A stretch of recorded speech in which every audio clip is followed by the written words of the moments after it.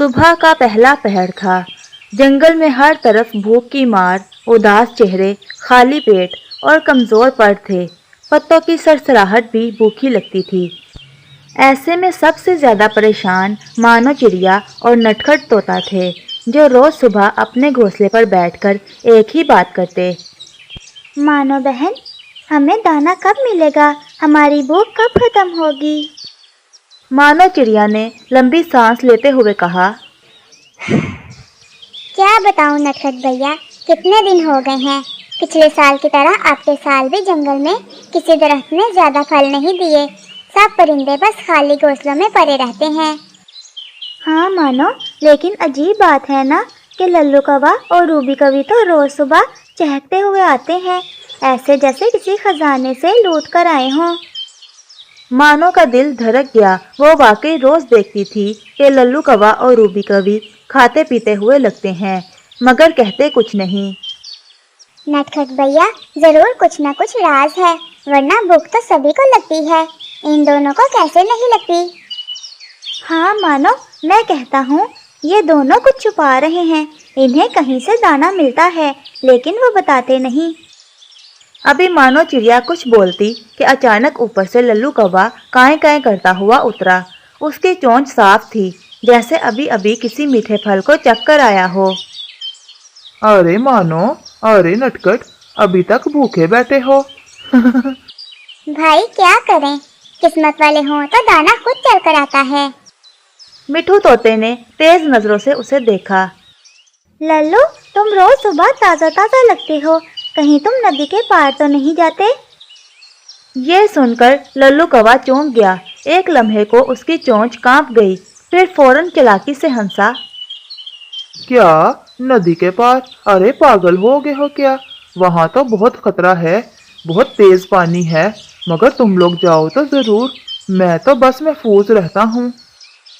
اسی وقت روبی کوی بھی وہاں آ جاتی ہے۔ اس کے پر چمک رہے تھے، جیسے اس نے ابھی رس بھرا پھل کھایا ہو۔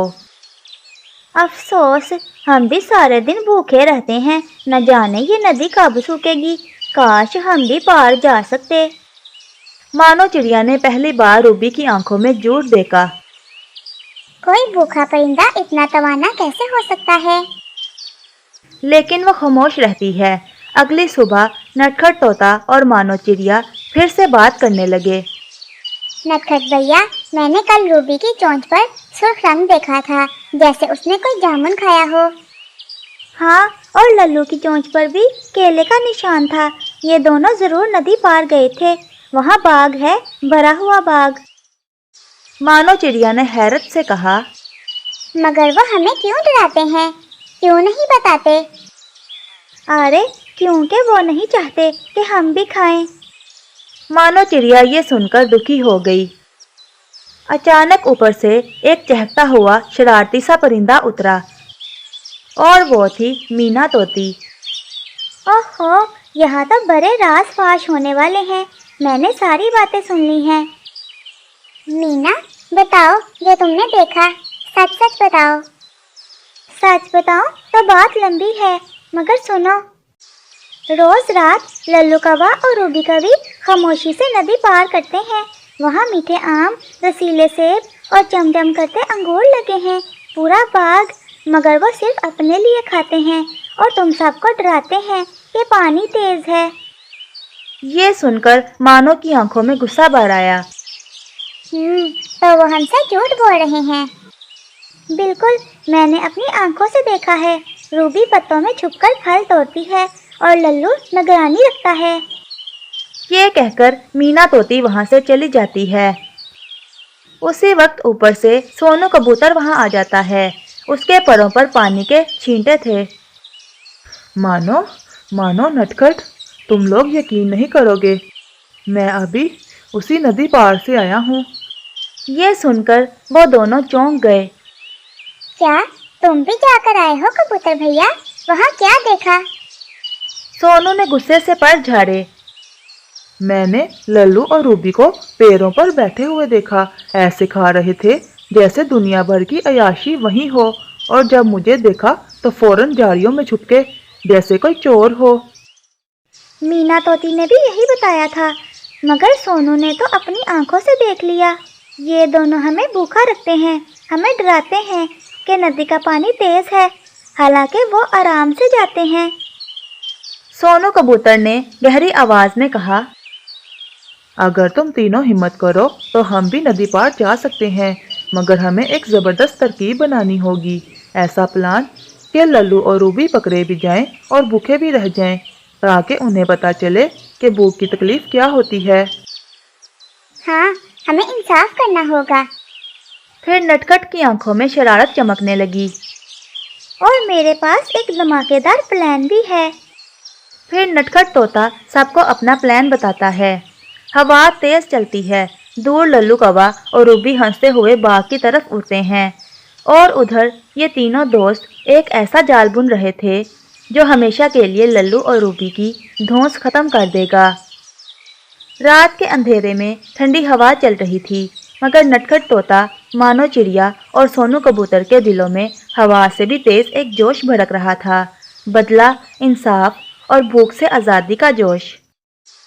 देखो, प्लान बहुत आसान है लेकिन रिस्की भी। लल्लू और रूबी समझते हैं कि वो सबसे होशियार हैं, मगर असल होशियारी अब हम दिखाएंगे।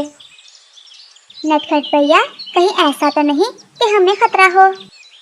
अरे मानो, मैं नटखट हूँ, मैं कभी अधूरा प्लान नहीं बनाता। सोनू कबूतर ने संजीदगी से सर हिलाया।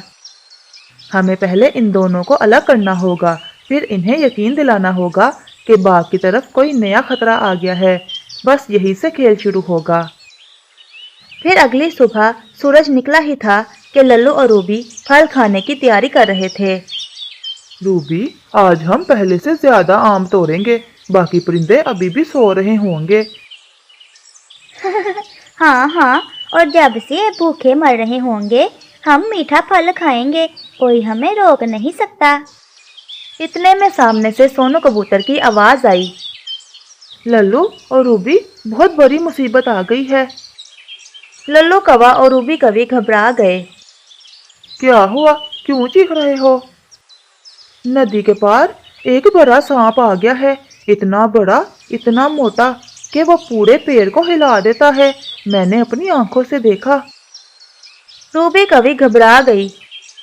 क्या सांप वहाँ? हाँ, और वो परिंदों को ही खाता है।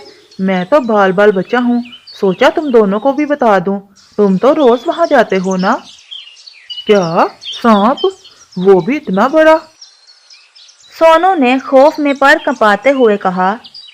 हाँ, मगर अगर तुम चाहो तो मैं तुम्हें दूर से दिखा सकता हूँ, मगर एहतियात से। लल्लू और रूबी बेवकूफ़ों की तरह फौरन राजी हो गए। नटखट तोता और मानो चिड़िया पहले ही पत्ते, टहनियाँ और झाड़ियों से एक ढांचा बना चुके थे जो दूर से सांप जैसा दिखता था। सोनू लल्लू और रूबी को वहां ले गया। जैसे ही रूबी ने वो सांप नुमा ढांचा देखा, वो चीख पड़ी। अरे अरे, भागो यहाँ से लल्लू, ये तो वाकई सांप है। लल्लू कौवा एक झाड़ी के पीछे छुप गया।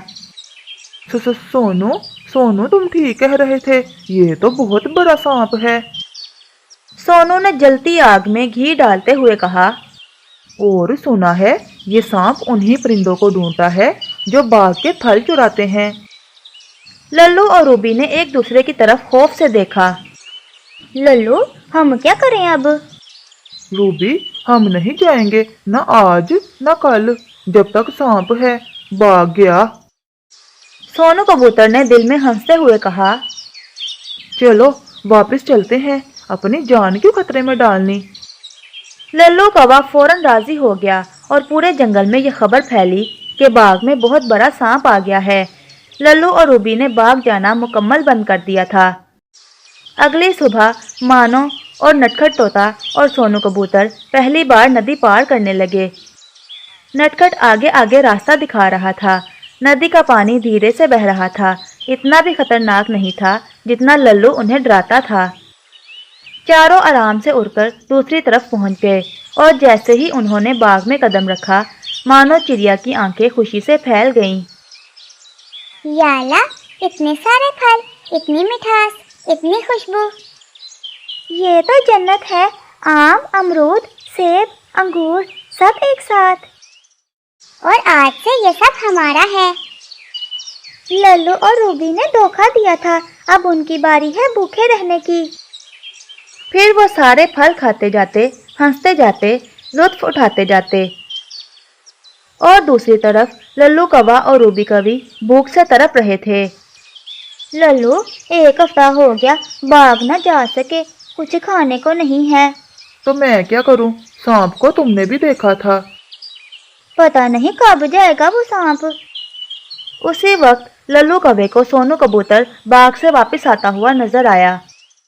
पेट भरे, परों पर फलों का रस, चेहरे पर मुस्कुराहट। लल्लू की आंखें फट गईं।